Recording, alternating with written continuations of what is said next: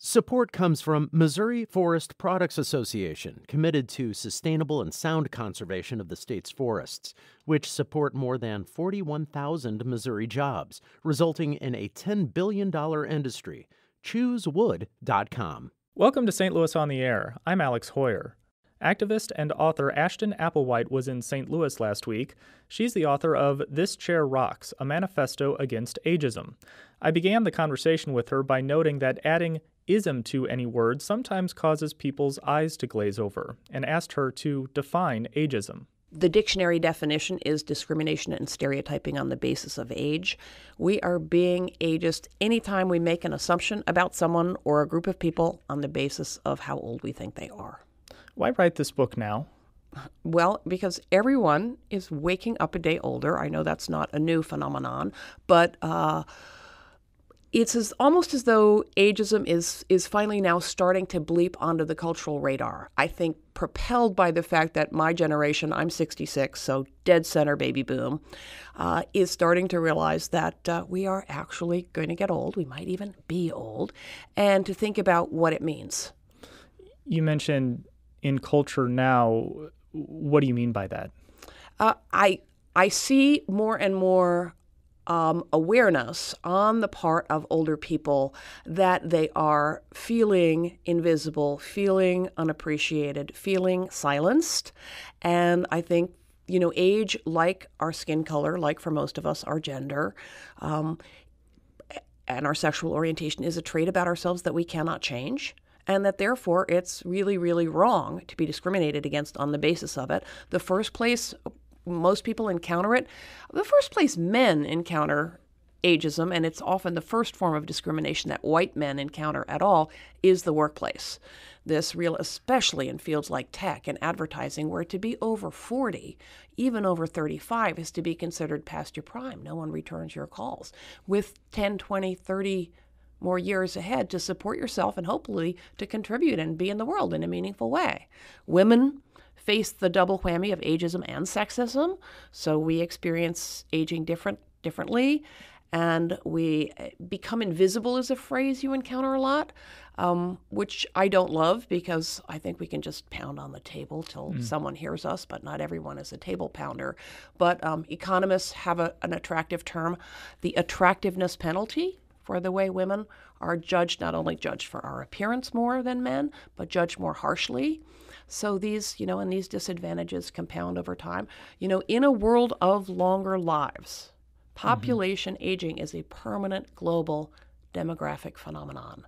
And there are real challenges associated with scaling up the support that an older population will require, but there are also amazing opportunities. I mean, this is new, the social capital of hundreds and hundreds of thousands of more healthy, well-educated adults than ever before in human history. We need to learn how to tap into that. And is that why you think ageism is rising in consciousness? Because there are more older people in the United States? Because it's not new that people are getting older, of course. It's not new that people, and it's not news that no one wants to die young, something I often point out.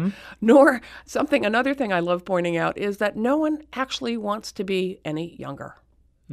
No matter how terrified they are, how unwoke they might be about discrimination and all this stuff, no one actually wants to move their game piece back to the beginning of the board unless they can transport their present-day consciousness, because we know that our years are what make us us. I'm not a Pollyanna about the legitimate, difficulties of aging, although there are only two inevitable bad things about it.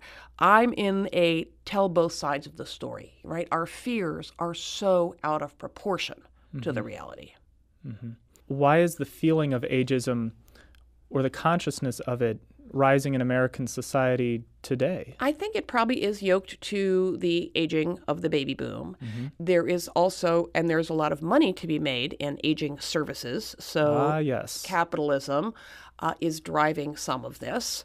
Capitalism very much drives ageism, because if aging is framed as a problem, we can be persuaded to buy stuff to quote unquote stop it, like wrinkle cream or, facelifts or whatever. And if aging is framed as a disease, then natural transitions are pathologized and we can be persuaded to buy stuff to cure it. And of course, aging is not a problem or a disease, or otherwise living would be a disease. It's a natural part of life. It's a natural, powerful, beautiful part of life. Beautiful. Absolutely. Explain. Look at my wrinkles. Aren't they nice? I'm quite fond of them. I mean, that is, I'm being a little flip, but truthfully, where did the idea that the story of my life is written on my face? Who should say that's ugly? You know, why is that a bad thing? It's a bad thing because if we stop believing it, the multi-billion-dollar skincare, anti-aging, if we stop believing that old equals ugly, the multi-billion-dollar anti-aging skincare market alone would go out of business. So what's fueling these attitudes then? Is it the businesses trying to make money? I mean, surely the media plays a part. The media plays a huge part. Because, but why do we think that aging is bad? Well, you can't make money off satisfaction. And it is true that, I mean, one of the lines of argument is, oh, it's okay to not like old people and think they're yucky because they are reminders of death. I used to think that, but one of the things I learned in my research is that the longer people live, the less they fear dying, and that we conflate aging and dying because we live in a world, an ageist world that bombards us with negative messages about how aging equals decrepitude and death. We are aging from the minute we are born. Dying is a discrete biological event that happens only at the end of all that living. So it's true that, I'm likely closer to death than you, but that does not mean that you look at me, you may think I'm like really, really ancient, but I don't think you're looking at me and thinking she's got one foot in the grave. Just guessing. You said you used to think the opposite. What was the turning point for you? Oh my gosh. I started writing and thinking about this because I was afraid of getting old. I mean, I was completely... I had not thought to challenge all these mainstream ideas about illness, about disability, about loss. And, the losses are real, but they are made far worse by the way the culture frames them. And my fears were way out of proportion to reality. I mean, I thought, for example, that the odds of ending up in some, wretched nursing home were pretty good. And it turns out that the percentage of Americans over 65 in nursing homes, not all of senior living, has dropped in the decade I've been working on this from 4% to 2.5%.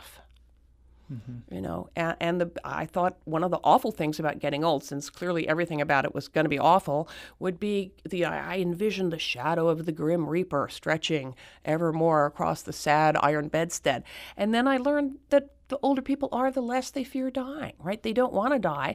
But the awareness that time is short, which I simply assumed would be, just an awful growing fear, does not fill people with dread. It makes them spend their time more wisely and be more careful about who they spend it with. And that is a big component of the psychological underpinnings of the U-curve of happiness, which was another thing I was astonished to learn about. Everywhere in the world, rich or poor, married or single, people are happiest at the beginnings and the ends of their lives. I mean, when I first heard that, I thought they must have cornered two 80-year-olds and given them a cookie and said, "How are you doing?" Or then I thought it must be true if you're rich or true if you're healthy. The most important component of a good old age is not health or wealth. It's having a strong social network. Mm-hmm. As people get older, though, their friends start to pass away. They might go into a nursing home, and I think there is some fear that people have of going into a nursing home, and they might not get the kind of care that they think they should get, and certainly families feel some concern about that as well. I recently went through the experience of my grandmother who passed away a couple of months ago, and she was in a nursing home, and parts of the care were certainly questionable, and it was clear that she was not enjoying life at the end of her life. And so I think that there is some fear there. We need to get better at end-of-life care, for sure. Oh, definitely. And there is, I mean, I don't know if you have heard the term the caregiver crisis. I mean, we outsource, we expect families to take on a tremendous amount of burden without support. And caregiving is a beautiful, natural, important part of life. What makes it a burden is going it alone without supports. We need to a culture that does not value older people doesn't value the people who care for them, whether they're the employees of a nursing home or are supporting, sons and dads and moms and daughters who care for the people they love. I am really sorry about your grandmother's experience. I do wonder if it was a for-profit nursing home because they tend to have a lower standard of care. There is all kinds of exciting stuff happening, actually, among the radical spirits in nursing homes because my spoiled generation is saying, I'm not going to do that. Burgeoning aging in place movement to stay at home with supports, which is double-edged. I mean, expensive. It's expensive because it is cheaper for insurance companies to leave you at home and send in someone once a day to see if you've toppled over in front of the refrigerator than it is to provide really good quality institutional care. And also, aging in place can be a recipe for denial and isolation. And once again, the worst thing for you is isolation. Aging in place is fantastic if it means aging in community. And if you can afford or have access to the supports, the social support, someone to mow the lawn, someone to shovel the driveway, someone to check and see if you've toppled over in front of the refrigerator. We've talked about aging in place and the importance of a strong social network many times on this program with the Oasis Institute, which is based here in St. Louis. They're buying me lunch in half an hour. Oh, I hope it's a good lunch. I'm talking with Ashton Applewhite. She's the author of This Chair Rocks, a Manifesto Against Ageism. What's the responsibility of younger people to combat ageism? That's a great question, and I'm glad you asked it because one of the things that I like to point out is that ageism is any judgment on the basis of age, including how could you know enough to have this job? How could you be my boss if you're young enough to be my granddaughter? Kids are like that. Ageism cuts both ways. And it casts a shadow across our whole lives. I mean, I don't know anyone who wants to go back to their 20s. One of the things that makes your 20s hard is this message that if you're not having, peak career, getting that peak career in place and having peak sex with your perfect body, that it's all going to get worse really soon because of this crazy idea that it's all downhill from 30, 40 years on. So that is a factor of ageism in the culture. It's one thing that makes it hard to be young. The two inevitable bad things about aging are that some part of your body falls apart. Not all of it, but some kind of physical decline, not cognitive decline, is not inevitable. Some component, not all your body. The other part is that people you've known all your life are going to die. So it's really, really important to make friends of all ages, and it is every bit as important for younger people because that way they I have a little thing in the book about becoming an old person in training. It's really hard to imagine being old when you're young. And I don't think that's ageism. I think that's just human. But if you can acknowledge that someday you will be old, if you're lucky, right? And that older you can be a distant dot on the prairie. But then you don't get caught up in this crazy hamster wheel of denial, which is where ageism takes root. It's never going to happen to me. If I eat enough kale and do enough sit-ups, it is going to happen to you. That way you look at and connect to the older people around you who may be doing things you admire or maybe doing things you think, I really want to avoid that. So younger people can avoid getting on this hamster wheel. And the world, it's just a better place when people of all ages mix together and share their strengths and their knowledge and their weaknesses and their predilections. Age is a dumb reason to be divided because the older a person is, the less their chronological age tells you about them, what they're interested in, what they're listening to. If you don't know many people who aren't your own age or younger people, older people, find something you like to do and think of a mixed age group to do it with. And friendships will form naturally around your politics or your gardening or beekeeping or NPR. We have this idea that age is a chasm, and it's not. The next time you go to a social event, try to break the habit, which we all have. We are all ageist, but you can't challenge bias unless you're aware of it. That habit to make a beeline for people your own age. I know for older people, we feel insecure because of our own internalized ageism. Oh, those young people, won't want to talk to me. Well, they probably won't care Works both ways. It works both ways, and some of them will be delighted to talk to you, and the ones who are jerks are going to stay jerks. But that's true. Jerks come in all ages. And the advice you're giving seems to be what is often said around discussions involving racism. Talk to people who don't look like you. Exactly. But yet with racism and sexism, it very much seems that is being dealt with more often than it is with ageism, especially concerning sexism in this environment of Me Too. It seems like that's coming to a head in many places. Sure, it's still out there, but there seems to be more acceptance of dealing with sexism and racism as opposed to ageism. I think that's just because we're not quite there yet with ageism. I think when I ask people what they think of as criteria for diversity, people don't usually, they always say race, sex, sexual orientation, sometimes ability. Mm-hmm. When I say age, how about age? No one says that's a dumb idea. No one says, let me get back to you about that.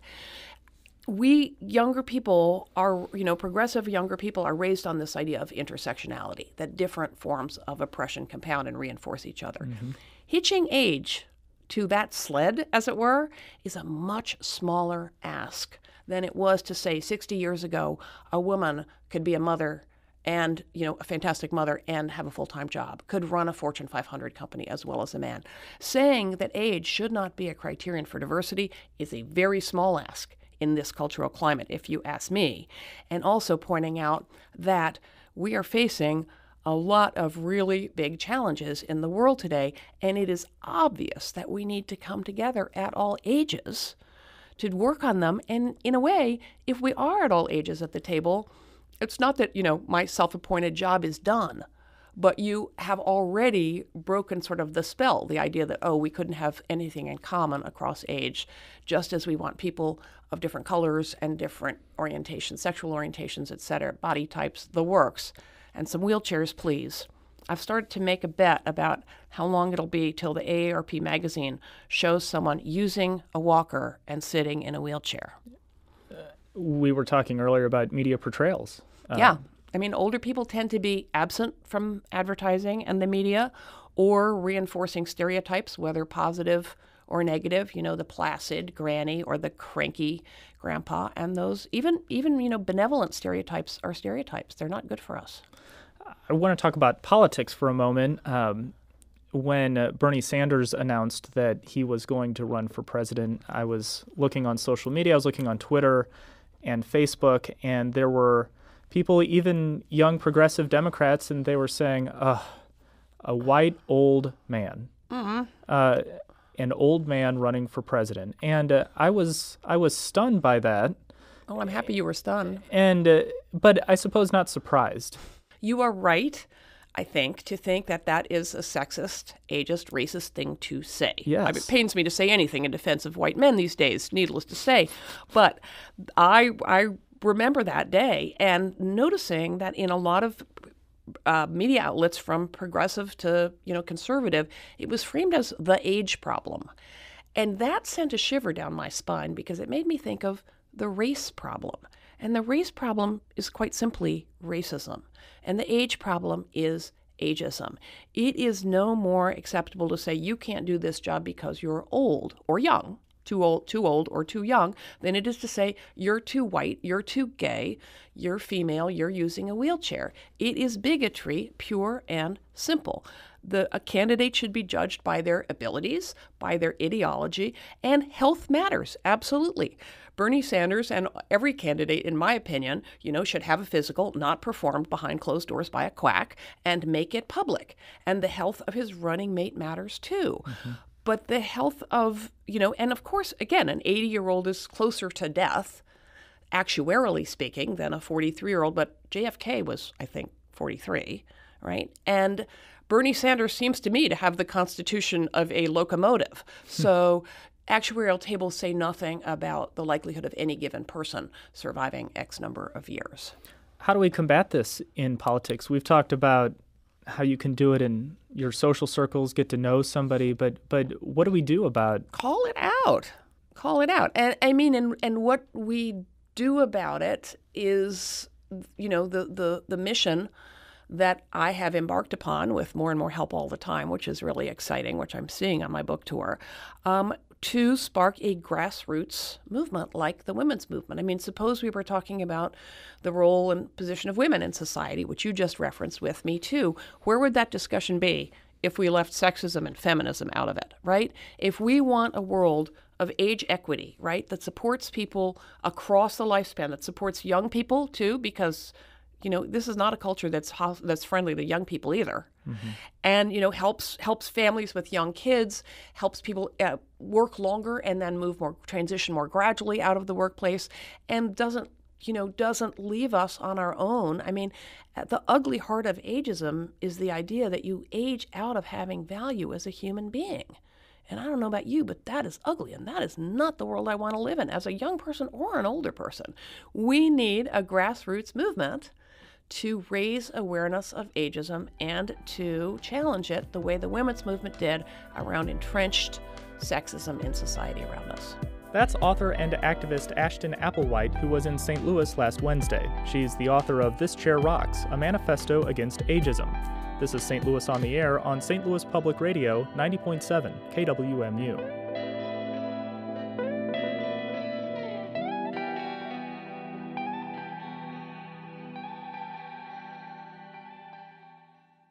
Support comes from Missouri Forest Products Association, committed to sustainable and sound conservation of the state's forests, which support more than 41,000 Missouri jobs, resulting in a $10 billion industry.